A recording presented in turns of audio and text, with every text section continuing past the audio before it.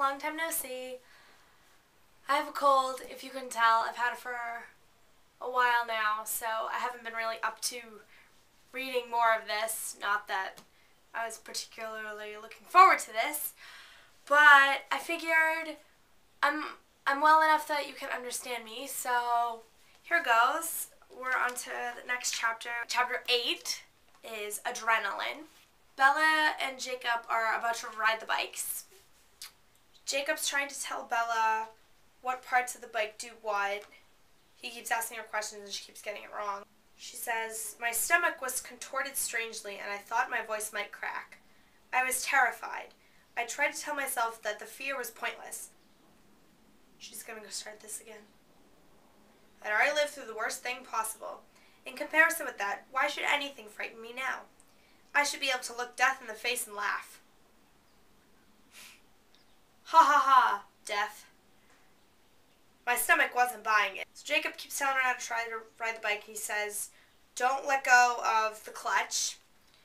He says, "I want you to pretend that I've handed you a live grenade. The pin is out and you're holding down the spoon."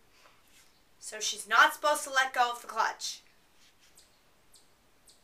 Jacob tells her to let go. As I began to loosen my grip, I was shocked to be interrupted by a voice that did not belong to the boy standing next to me. Oh, God. "This is reckless and childish and idiotic, Bella," the velvet voice fumed. "Uh-oh. Dun-dun-dun-dun. Edward's returned." The voice is telling her that this is dumb and stupid. And she's all, "Oh my God, voices in my head." Like, that's a good thing. Jacob's concerned about her, asking if she hit her head, if she feels okay. But Bella just wants to get back on the bike and try it again. "Maybe I'd found a way to generate the hallucinations. That was much more important than your life. And for the record, hallucinations, bad, not good." This time I tried to get a kickstart myself. It was complicated. I had to jump a little to slam down on the pedal with enough force. And every time I did that, the bike tried to knock me over. I kind of wish the bike would just knock her over. Obviously, the bike doesn't want to have you on it. Don't you understand? She eventually gets the bike to go a little bit. And the voice tells her to go home to Charlie. The sheer beauty of it amazed me. I couldn't allow my memory to lose it, no matter the price. If I were Bella's memory, I'd want it gone. She's flying on the bike, I guess. She left her stomach back at the starting point, which is good because it didn't like the hallucinations anyway. The voice is angry at her. It's yelling, "No, Bella, watch what you're doing." It distracted me enough from the speed, the voice did, to realize the road was starting a slow curve to the left, and I was still going straight. Jacob hadn't told me how to turn. It's a bike. Bella, haven't you ever ridden a regular bike? You just kind of move the handlebars, and it goes. It's like magic. She falls because she doesn't know how to ride a bike. And the motorcycle lands on top of her. Jacob runs over and he pulls the bike off her. She's all excited. Wow, I was thrilled. This had to be it. The recipe for a hallucination. "Bella, are you alive?" Jacob was crouching over me anxiously. "I'm great," I enthused. "Let's do it again." And she's gushing blood, apparently. I pushed hard against the gash, as if I could force the blood back inside my head. Bella Swan has not gone to medical school, because usually you cannot push blood back into a cut. And Jacob pulls off his t-shirt, and he's all gorgeous. My head stung a little, and my stomach was uneasy, but the cut wasn't serious. Head wounds just bled more than most. His urgency wasn't necessary. I repeat, Bella Swan has not gone to medical school. Also, that sentence just sounds weird. You should say she just bleed more than most. Because she is bleeding. Head wounds just bleed more than most. Sounds a little better. Stephanie Meyer hasn't gone to medical school either, so whatever. Jacob drives her back home so that she can change before they go to the hospital, I guess. Putting on new jeans and a button-up shirt that I didn't have to pull over my head as carefully as I could. I managed to do this one-handed and keep both garments blood-free. Hallelujah!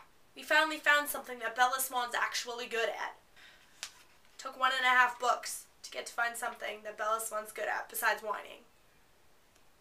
She has to have 7 stitches to close the cut on her forehead. I told you it was serious, Bella. Jacob held my hand while Dr. Snow was sewing, and I tried not to think about why that was ironic. Well, then I'm not going to think about it either. Oh, and Bella told Charlie that she tripped and fell on a hammer in Jacob's garage. Naturally. Oh, now she wants the voice to come back again. I knew the nightmare had to end. Finally! You never thought that all in the months of these horrible nightmares, I wish this would go away. There's that little section with I knew the nightmare had to end, and then there's a space. The next Wednesday, before I could get home from the ER. So she's at the ER again the next week. We don't know why. Nothing. Just next Wednesday, she was home from the ER. Oh, and she might have a concussion. Oh, that's good to know. And, oh, yes, halfway down the paragraph it tells us, the next paragraph actually, my velvet voice delusion had yelled at me for almost 5 minutes before I'd hit the brake too abruptly and launched myself into a tree. What kind of tree? Bella does not tell us what kind of tree this time. Bikes are bad for Bella. Maybe we should cool with the bikes, at least for a week or so. You could stay out of the hospital for a week, right? Apparently not. Doing nothing in the meantime was not appealing. Suppose I got depressed again, even with Jake? I had to keep occupied.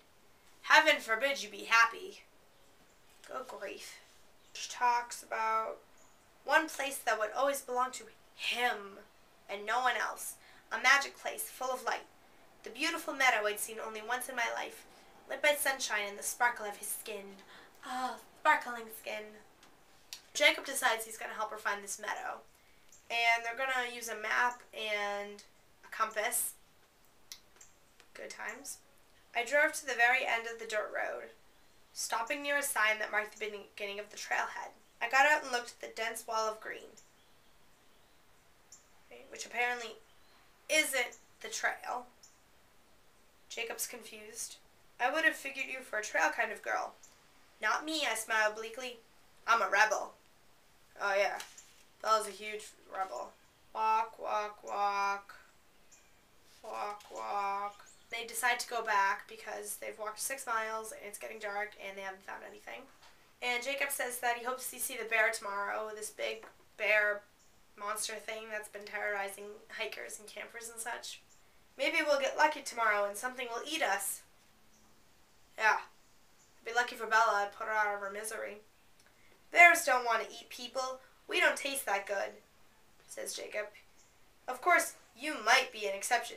I bet you'd taste good. Ew. Jacob. Nom Bella.